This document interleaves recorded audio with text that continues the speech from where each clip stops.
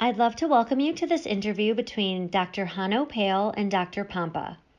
Hanno Pijl is an internist-endocrinologist and a professor of diabetology. He practices internal medicine and co-authored over 250 papers in peer-reviewed scientific journals, primarily related to obesity and type 2 diabetes. He has been a member of the Dutch Health Council, is former president of the Dutch Obesity Partnership, an umbrella organization connecting all stakeholders involved in obesity care in the Netherlands. He currently co-chairs the Dutch Innovation Center for Lifestyle Medicine. I hope you enjoy this interview.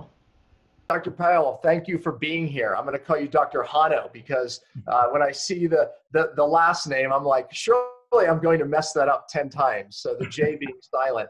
Well, I have to say, I fell in love with your message.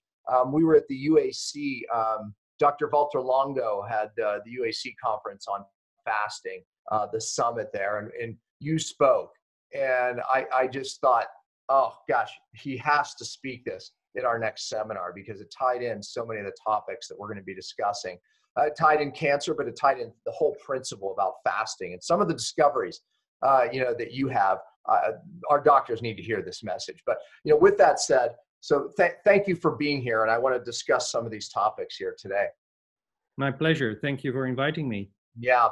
So you're from. I guess you're. I don't know where you grew up your whole life. I mean, tell our viewers, kind of a little bit of background about yourself, just how you got into this topic, and from where you are now. Well, I'm a doctor. I'm an internist, in fact, endocrinologist. So I treat people with many hormonal disease, but I'm particularly interested in diabetes, and so I treat many patients with diabetes. And in fact, my interest in fasting originates from my interest in aging. So very much interested in why we age and how we age, and this is because diabetes is an aging-associated disease. So then I discovered that a long time ago, that calorie restriction is in fact a very, very effective way to postpone and even prevent chronic disease and extend lifespan. So from that, I became interested in fasting as an extreme form of calorie restriction. And then I discovered that it's a very effective way, and periodic fasting is a very effective way to do the same as chronic calorie restriction in terms of extending lifespan and preventing chronic disease. So that's where my interest and preventing diabetes in particular. That's why my clinical interests come from. Yeah, and I think you and I have both read all the studies on caloric restriction is really the only thing that actually holds up, under the scrutiny of actually extending life. However, clinically, I think we both face that, long-term caloric restriction leads to new problems, right? It leads to lower immunity. It leads to a metabolism that gets lower and lower. I think we both discovered short bursts of caloric restrictions, the magic. Kind of explain that for our viewers. Well, I think chronic caloric restriction, first of all, is not a feasible intervention for people to do. I mean, no one can chemically restrict calories enough to have a significant effect on disease. And apart from that, you're right that chronic calorie restriction actually leads to problems. Now, periodic fasting has a very, very powerful effect on our metabolism, as we know more and more. And so what happens is that, in fact, our healthy cells sense that there's a shortage of energy and a shortage of blocks, and then they go into a mode of they shift away from growth and proliferation towards maintenance and repair.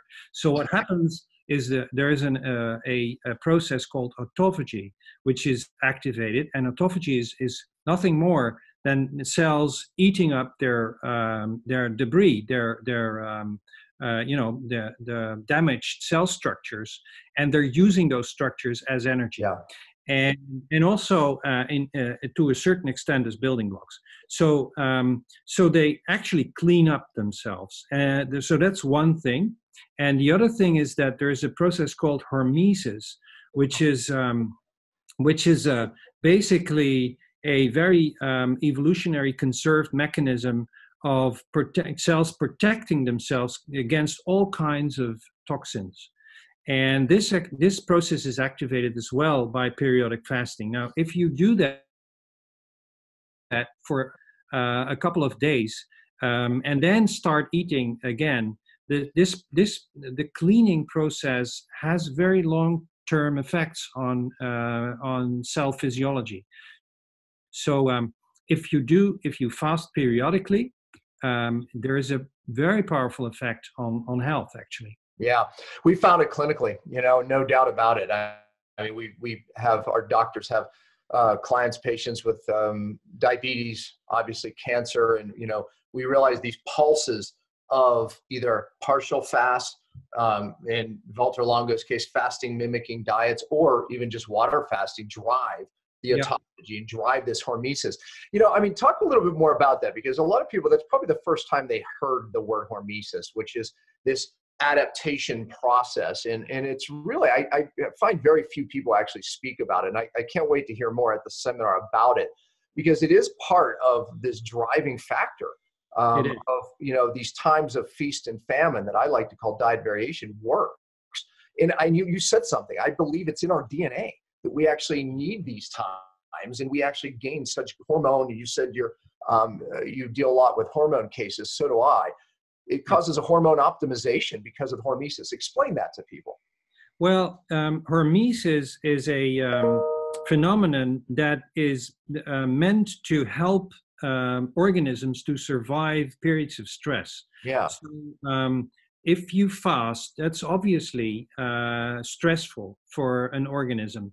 Now, we know very, very well that mild stress it induces this process called hormesis, which is meant to actually resist that stress. But the interesting thing is that it doesn't resist the stress in this case, so the fasting only, but it protects against all kinds of other toxins as well. Now, obviously, if you fast too long, you're going to get problems. So it's just the hormesis is meant to survive relatively short periods of mild stress, and it's a very, very well conserved mechanism. And in fact, the molecular biology has been figured out quite well. It involves IGF, it involves insulin, it involves mTOR. All kinds of molecules are involved there, and it's also every organism that we know of has this same mechanism. So humans, well, you and I align on something that I think very few people do. I think people stand in their camps on certain diets, vegans, vegetarians, paleo people, high protein, whatever it is, right?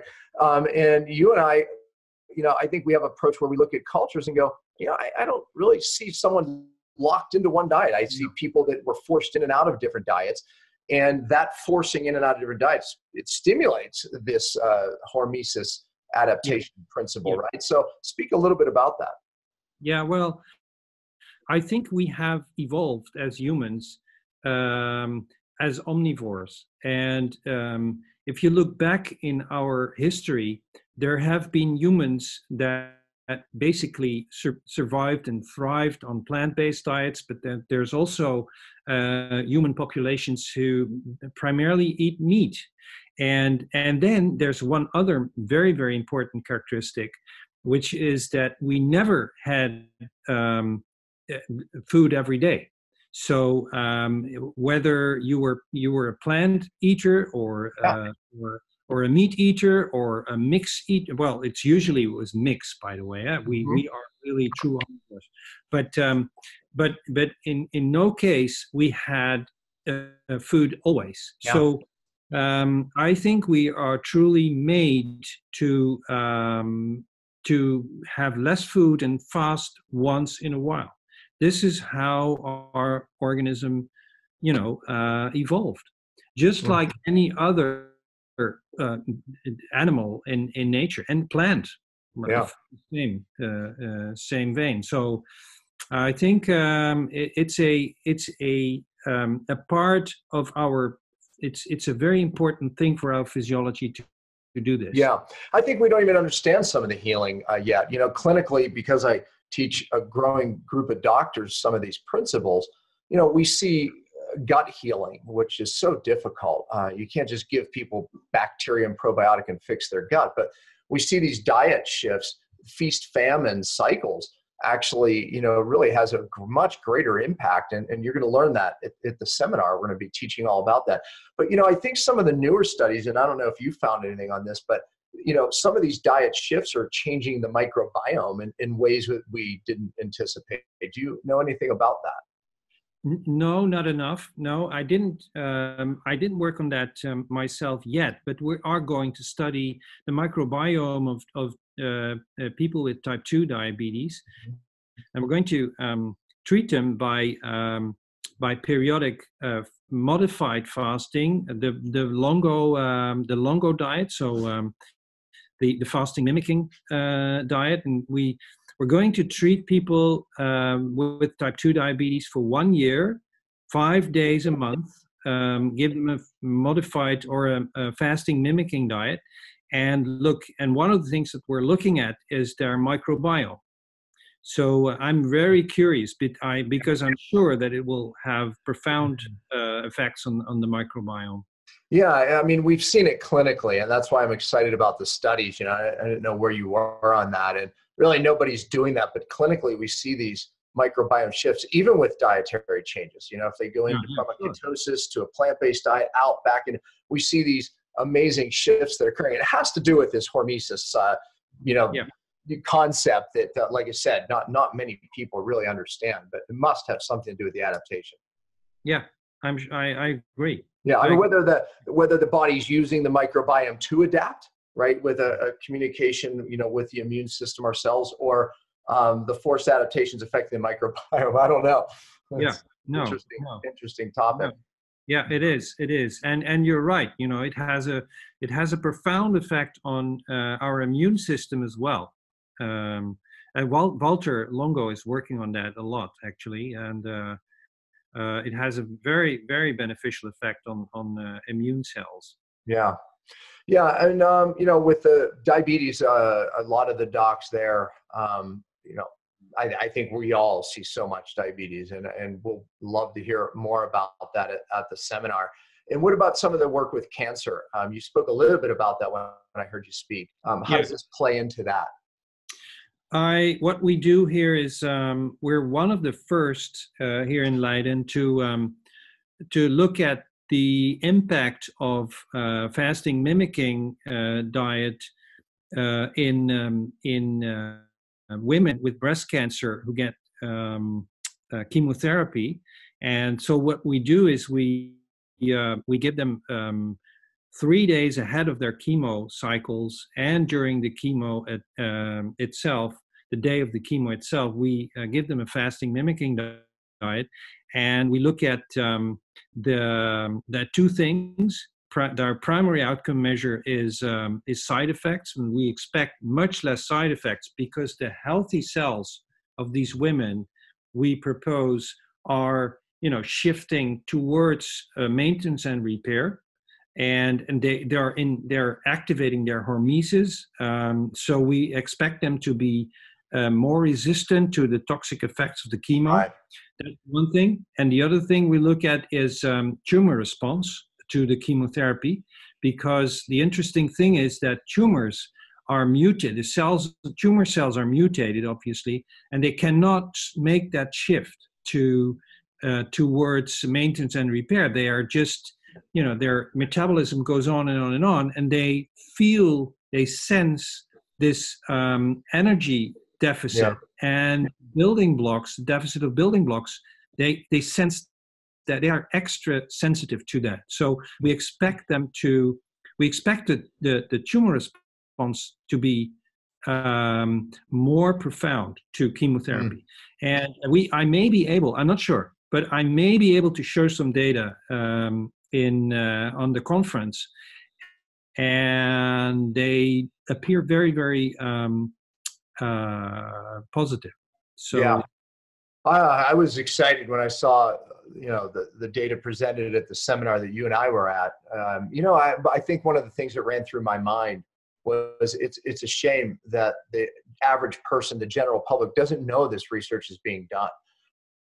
Right? They're getting hammered, with chemo that has a negative effect on the cells, the good cells.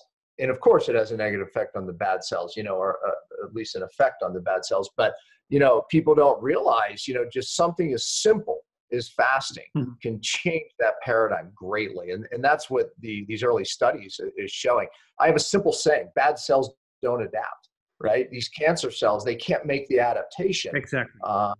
And good healthy cells do. And the fasting cells, when fasting, it makes the healthier cells healthier. Yeah. And it inhibits the bad cells. Exactly. And therefore, chemo would have a more positive effect. Well, listen, I so appreciate you coming all the way the ocean. My pleasure. My pleasure. Where are you from exactly over there? I'm from, you want to know the city where I grew up? I'm from Arnhem, which is in the eastern part of the Netherlands. And then, so I moved from Arnhem to Rotterdam. You probably heard of Rotterdam, which is one of the biggest ports in Europe. Yep. And I studied in Rotterdam and then moved, I was back in Arnhem for a couple of years, 2 years or 2.5 years, and then moved to Leiden. And so Leiden is Leiden where I'm now. I'm working now here for 30 years. And it's in between Amsterdam and The Hague. It's very close to Amsterdam. Yeah. Very close to Which Schiphol. I've been. That's the closest I've been to you. I've been to Amsterdam and okay. Love that area, by the way. I want to spend more time there. Now I have a reason. I can come see your work. Yeah. I do have to ask one question. I mean, how, very traditional scientist and practitioner, how did you stumble upon, I mean, you said the anti-aging component of diabetes, but still, I mean, you're a rare bird in that you stumbled upon this. Was there one thing that did that? No, I have been interested in nutrition and the health effects of nutrition for a very long time. I even considered studying nutrition when I left high school, but then decided to go to medicine instead. And then it was, a little bit in the background for a couple of years, but then I think 15 or 20 years ago, I read this book by now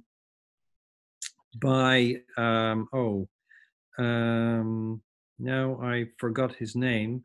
It's called Guns, Germs, and Steel. About the impact of, basically the impact of agriculture on our evolution. And it answers the question why Europeans have been so predominant in the world for many, many, many years. It's a very, very interesting book. And so that is the nutrition again. And then somehow, and I'm not sure why, there was no specific, I can't remember any specific case or something that I became interested in fasting or calorie restriction. It stems from my interest in nutrition in general. Yeah. Yeah. And there's, when you deal with nutrition, there's nothing more powerful than fasting. Folks, you need to come to the seminar because Dr. Hanno has so many principles. When I heard you speak, honestly, I was like, people have to hear this. More people have to hear this. And I don't know how often you get to the U.S. to speak, but how often have you been? Well, a couple of times a year. Yeah. Well, I'm glad we're one of them this year, Dr. Hanno, because you're a wealth of knowledge. docs, you need to hear this. And for the first time, we actually have in our seminar, and by the way, you can sign up for the seminar right here on this page. So make that happen. This time we actually have a day where for the public is going to be there. Wow. So it's, because of the topic, I think people need to hear some of this information, but I can't wait. You're going to bring information nobody has brought, and it's so aligned with what I've been teaching, what we discovered clinically. So to hear the science line up, it just makes me come out of my chair. I can't wait to hear your talk. I really can't. So thank you for flying all the way across and making that happen for everybody. So we'll see you at the seminar. Okay. Thanks, Doc. Okay. Thank you. Yeah. Bye-bye. Yeah, bye.